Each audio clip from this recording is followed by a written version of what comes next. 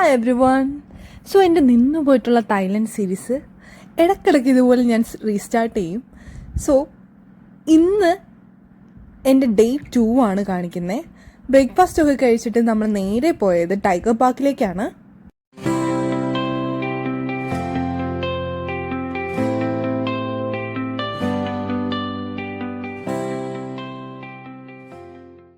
അതിനുശേഷം ഞാൻ പോയത് നോങ്നൂച്ച് ഗാർഡനിലേക്കാണ്. സോ ഇതൊരു പക്ക ടൂറിസ്റ്റ് പ്ലേസ് ആണ്.